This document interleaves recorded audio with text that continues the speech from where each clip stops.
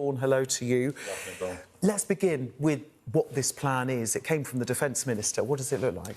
Yes, it was Israeli Defence Minister Gallant. What's been fascinating here is that there has been no actual clear statement about what the end state is going to be in this war, but it's interesting that Gallant came out with some of the ingredients. What was most interesting, I think, from my perspective, was that he was talking about Gaza being ultimately run by the Palestinians. No reference to the Palestinian Authority at all. He also talked about Israeli security. Would that be boots on the ground?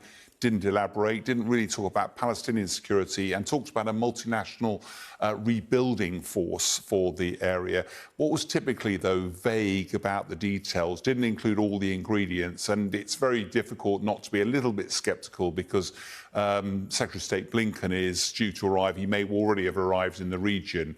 They also claimed, though, that the war was going to shift onto phase 3 now. There'll be less aerial bombing, more precision, which all implies there'll be fewer civilian casualties, again playing to Blinken. But he also said the war will continue until Hamas has been destroyed and we've got all of our hostages away. But again, all of these elements seem to be playing into a narrative for Blinken's arrival. Yeah, and I think that's it, isn't it? It's the timing of all of this. He's made these comments now, as you say, short on detail. You know, could they be seen as a bit of a cynical ploy simply for the Americans as they come?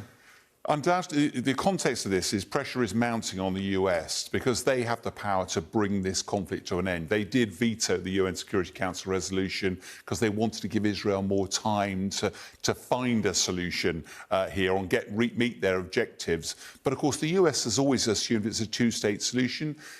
Israel has quite plainly said it's not that. Gallant's now started to paint a picture of what that solution might look like. But the US is still, it's not just about Israel. This conflict spread to the Red Sea. The global shipping has been caused all sorts of carnage. The US forces in Iraq and places like that have come under attack. And of course, there is a war going on between Ukraine and Russia, which has largely been dropped from the news.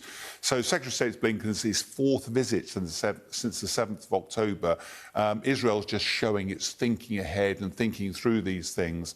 But although behind the diplomacy at the front, there's going to be a lot of tension behind the scenes. And interestingly, Netanyahu hasn't commented at all about this, and it's pretty clear that his cabinet is not in agreement about any of this. There's lots of very strongly held views that are contrary to this within his own cabinet. Well, with that in mind, and also the fact that the Palestinians presumably wouldn't accept this in any case, I mean, can it even work, this plan? Well, there's much more expert than I will try to resolve this for some time. What's interesting is that do you put a sticky plaster over this or find a sustainable solution? The core foundations of it are definitely governance. Palestinians have got to be involved, probably the international community as well. Security, it's not just about Israel's security, it's also about Palestinian security. But the solution is very definitely not, looking back through history, is not an open prison around Gaza. Gaza's been thriving on despair. They need to change that to hope. Part of that is based on finance, it's based on prosperity. And the final element, of course, is this isn't just about Gaza, it's about Gaza and the West Bank. And they have to find a model for a sustainable, that they can coexist together. I'm not naive enough to believe that day one that will be fine, but it will require the international community.